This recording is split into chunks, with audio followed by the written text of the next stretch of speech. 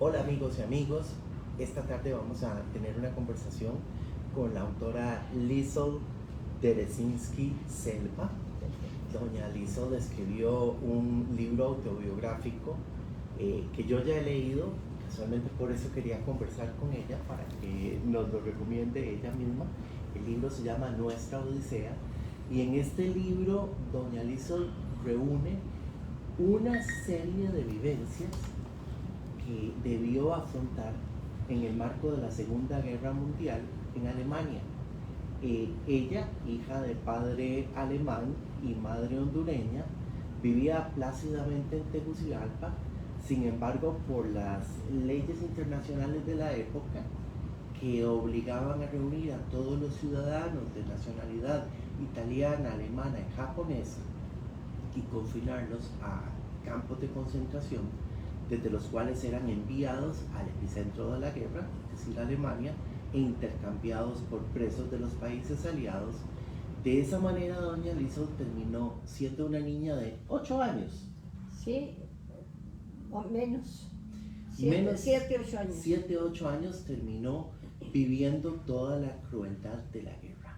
La primera pregunta que yo quisiera hacerle, doña Liesl, que me nace después de haber leído 3 veces el libro, 3 veces, imagínense, es ¿por qué decidió escribir este libro? Porque usted vivió lo que vivieron muchas personas en un holocausto no contado, ¿verdad? Que Sí. es el del otro grupo de personas, pero como muy pocas personas, usted se atrevió a contarlo. ¿Por qué? Sí, no. Por ejemplo, en Alemania se ha habido gente que ha escrito, pero yo decidí escribirlo más que todo para mi familia, para que mi familia conociera una parte de la historia que no se conoce, ¿verdad? Y como lo viví yo y yo tenía todo lo que podía para contarlo, decidí un día hacer un libro, escribirlo y editarlo y comprarlo, venderlo, ¿verdad?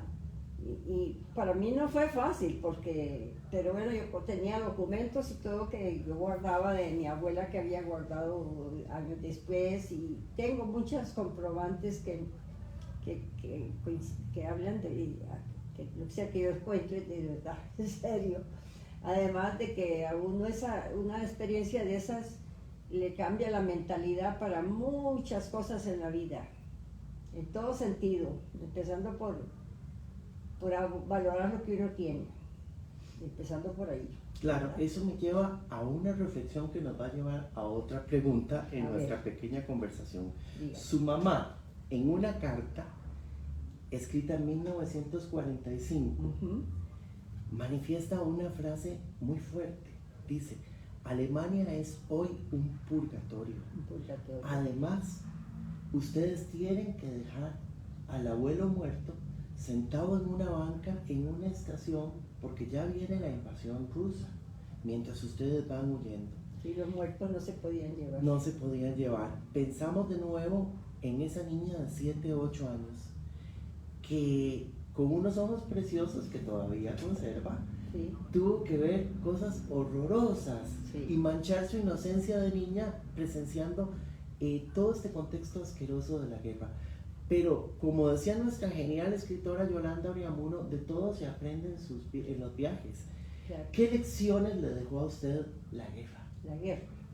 Bueno, primero, que la guerra es lo peor que existe, más que todo para el pueblo, para los ciudadanos, para los que viven, que no tienen nada que ver tal vez con la guerra, lo que sufren los niños, por ejemplo, las cosas terribles, y son cosas que quedan grabadas para toda la vida. Uno aprende lecciones que tal vez si se hubiera quedado en Honduras nunca hubiera valorado lo que uno tiene, pero fue muy duro. Tuvimos cosas muy bonitas también, porque hubo de todo, ¿verdad? Muy bonito, pero la experiencia fue,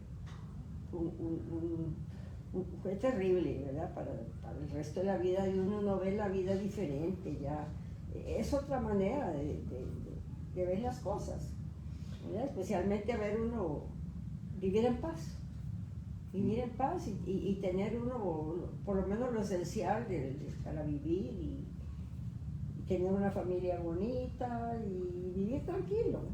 Siempre, claro, en la vida hay un montón de cosas que pasan, pero había una vida normal. Es que esa no fue una vida normal. No, Fue muy rotundamente dura no. y aprendimos mucho, sí, con mi hermana y yo, que mi hermana era un poquito mayor que yo. Pero mi mamá sufrió mucho, era hondureña y tenía en Honduras todas las comodidades de todo sentido y allá le tocó muy duro, ¿verdad? Claro, usted dice en el libro, no todos los rusos eran malos. No todos los y rusos. había solidaridad. Mire, a nosotros, no sé por qué, sería porque mi madre decía que era de América, como dicen ellas, decían ellos amerikansky, Amerikansky. nos respetaron, pero vimos cosas horrorosas, ¿verdad? Horrorosas, porque cualquier guerra es horrorosa, la toma de la ciudad, lo que hacían con las mujeres y todo eso.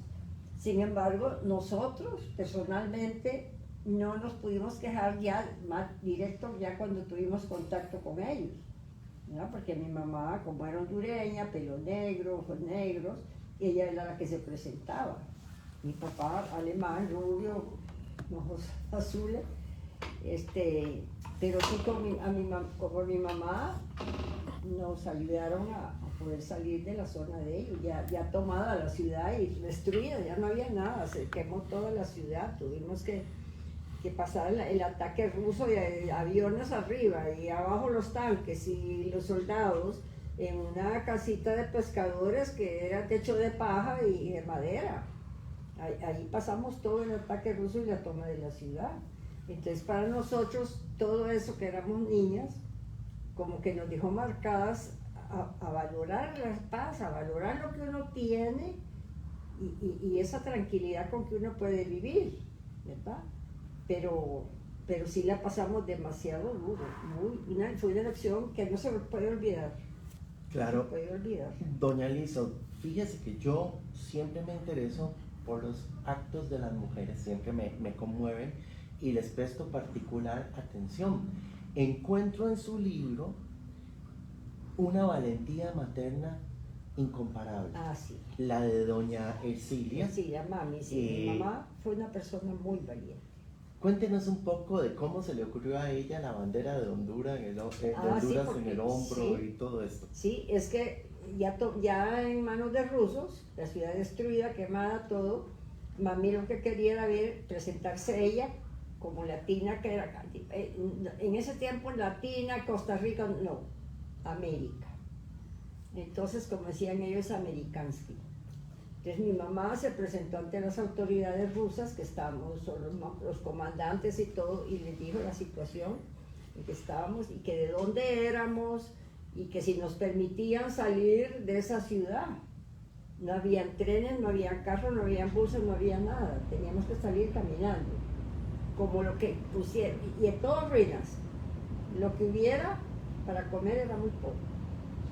Pero entonces ella les dijo, y cuando llegó mami, empezaron los rusos, los soldados, empezaron a hacerle preguntas sobre Honduras. ¿Cuáles puertos, cómo se llamaban los puertos de Honduras? ¿Quién era el presidente de Honduras? Lógicamente mami contestó todo. Y había un soldado que estaba allí, no se metía ni nada, y dice, la señora está diciendo la verdad. Porque yo una vez estuve en Puerto Cortés, en Honduras, y yo sé que ella está contando la verdad. Entonces sí, que se vayan por su cuenta, a ver cómo hacen, pero sin ningún documento, nada. Y así salimos con una carretita con papas, ciruelas pasas y leche malteada, eso era todo lo que tenían. Una carretita que uno consigue ya todo en las ruinas, porque toda la ciudad estaba en ruinas. Lo que se podía conseguir para poder coger un camino, carretera, porque no había carros, no había tren, nada. Entonces caminamos 14 días en zona rusa para poder salir de zona rusa. Pero mi mamá era la que siempre daba la cara, porque yo era morena, bueno, era blanca, pero pelo negro y todo. Mi papá, rubio, y él, ese no se aparecía. Pero entonces, ahí íbamos todos. Así caminamos 14 días para salir de la zona de los rusos, que nos costó mucho, pasamos muchas aventuras tremendas. Con nosotros, pues más o menos, digamos, los soldados, porque por todos lados había soldados, y caminando entre ruinas, ciudades, todas esas ruinas, no había dónde. Y teníamos que estar antes de las 6 de la tarde, ya no debía haber nadie en las calles, en las carreteras, ni en la parte. Sin embargo, cuando mami se presentó, se veía ahí los rusos por todos lados. Entonces un día llegó uno, vea, de todo hay en este mundo. Llegó un ruso y de sus pachones que usan sus camisas, ya se sacó una bolsa con leche en polvo. No me acuerdo qué más, eran 3 cosas que nos había visto para las niñas. Se las dio a mi mamá. No teníamos nada, solo papas y 5 pasas. Lógicamente, comimos mejor. En ese sentido nos ayudaban. En otras oportunidades no nos fue tan bien, nos mandaron a... porque se dieron cuenta que mi papá era alemán y toda la cosa, pero tuvimos la suerte que a mi papá, un señor ucraniano, que también estaba en ese campamento, pasamos cosas terribles en todo el camino. Camino, y las piernas hinchadas, mi mamá. Bueno, le dice, ese papel que le dieron no vayan, porque los mandaron a toda la familia. Aniquilar. Lógicamente, bueno, así tuvimos que caminar hasta que tantas cosas que pasamos en esas carreteras. A todo eso mis tías, que eran alemanas, se las llevaron a campos de concentración polacos y ahí murieron en los campos de trabajos forzados. Pero no volvimos al pueblo de mi papá, sino que tratamos de salir más bien más al norte, allá del otro lado, con muchas dificultades, muchas peripecias, durmiendo en el suelo, prácticamente sin comida, ¿verdad? Pero gracias a uno, la vida lo hace más fuerte. Esa es una gran lección. Y le enseña a uno tantas cosas que dice uno, yo por ejemplo en mi casa yo no desperdicio un grano de arroz. Dice la muchacha, ya, doña Lisa, yo estoy. Y yo, no, guarde. Si no lo hagamos, no se lo damos a la lorita. Sí. Que no lo bote. Sí. No sé.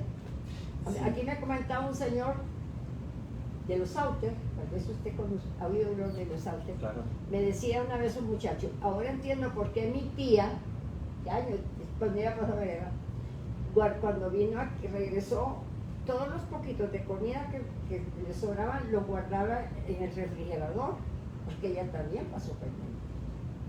Y si yo le cuento, yo no puedo, yo lo termino contándole todas las cosas que pasamos. Claro, Pero por dicha, Dios es muy grande, costó mucho, pero pudimos regresar. Pero después de vivir en Kevela, de München, bueno, por todos lados, para salir de allá tuvimos que salir en una ambulancia para que no se dieran cuenta que salíamos. Por cierto, era un tico el que manejaba la ambulancia. Ah, era un tico. Un tico el que manejaba la ambulancia, entonces le dimos al señor Germán que nos sacara. Entonces una noche quedito sin decir nada, de poquito a poco nos iban metiendo y pasamos el campo en la ambulancia. Eran ticos, fíjense. Fíjese, qué maravilla. Y así llegamos hasta Francia. Ay. Y ya fuimos, siguió ahí la vida y hasta poder salir, pero siempre mi abuela nos depositó dinero en Francia, en París. Y así pudimos sostenerlo mientras conseguimos cómo volver, pero nosotros pasamos cosas increíbles, ¿verdad? Yo todo lo cuento. Todo está muy bien consignado en el libro, exactamente. Hay muchos lugares en el libro de la geografía alemana. Usted nos menciona algunos de ellos, son Friedland, el hogar de los abuelos, esa fue la peor, Colmar. Colmar fue el peor, ahí me acuerdo a mi Alburgón. abuelo. Usted menciona que en 1972 regresó con la familia y ya con sus hijas a visitar los lugares. Estaban cambiados, pero la gente seguía siendo bastante reservada. Sí. ¿Ha regresado después? Muchos años después, ya yo con mis 3 hijas, ya grandes, y yo casada con un costarricense, con Marco Tulio Castro Carvajal, que era de Sabanilla de Alajuela. Él era diplomático en Honduras, de Costa Rica. Él trabajaba en la embajada de Costa Rica en Honduras. Entonces, con los pasaportes diplomáticos, nos facilitó muchas cosas. Cuando quisimos pasar en Berlín, de zona americana, todavía estaba el muro, Pasar el muro para ir a Friedland, donde vivimos lo peor, era muy difícil. Empezaron por cambiarnos la placa del carro. Nos tuvieron casi todo un día en un sótano los soldados rusos, hasta que al fin nos llegaron a interrogar. Y me decía el capitán o lo que sea, ¿y usted qué quiere ir a hacer a Friedland? Si entonces ya no existía, estaba así. Y digo, bueno, pues que ahí está enterrada mi abuela. ¿Y usted cree que la va a encontrar? Le digo, bueno, no importa si no la encuentro, pero ahí viví yo la invasión de ustedes, ¿verdad? Y entonces nos dieron un salvoconducto ruso para que pudiéramos ir hasta el Friedland, en el Mecklemburgo, allá muy arriba. Lógicamente fuimos al cementerio, pero que hay un Montazal, ya todo, y ya no había nada, habían hecho solo unas casas de apartamentos, y usted veía, al solo pasar Berlín, zona oriental, era como de la noche al día, por ejemplo, del día a la noche, la gente triste, la gente sí, ya eso cambió, por supuesto, pero conocimos mucho y vimos mucho. Y ya yo andaba con mis hijas, entonces ellas conocían. Ellas conocen los escenarios donde la madre vivió la tragedia. Sí. Una verdadera odisea, amigas y amigos, que usted puede conseguir. ¿Cómo lo puede conseguir? Llamando al número que aparece aquí en el sí, ahí. 24 41 35 58. Sí, yo vivo en Itiquí de Alajuela.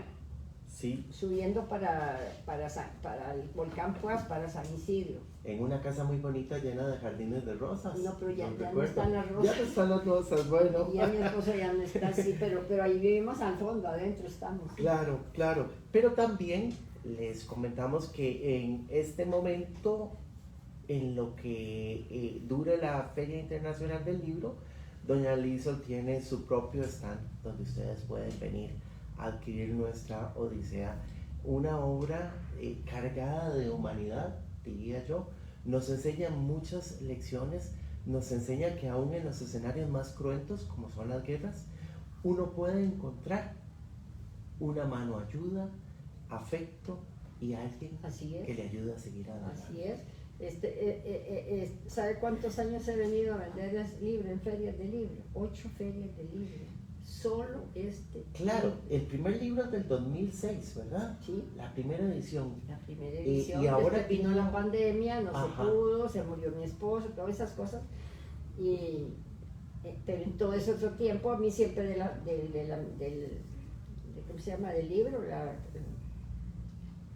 ¿cómo se llama? La del libro, la Internacional del Libro. La Librería Internacional. Sí. No la Librería Internacional, sino la Cámara. La Cámara del Libro. La Cámara del Libro siempre me invitó a participar con mi librito. Y siempre ha gustado y ha interesado. Claro, es un libro que nos atrapa desde el comienzo hasta el final. Así que les invitamos a adquirirlo. Y si están cerca de la feria, vengan, porque así podrán tener el privilegio de conversar con doña Liesl, como hemos estado haciendo este ratito, y conocer fotografías y objetos que ella conserva de la época. Muchas gracias, doña Liesl. Con mucho gusto. Y gracias a ustedes. Nos vemos en otro corto. Muchas gracias.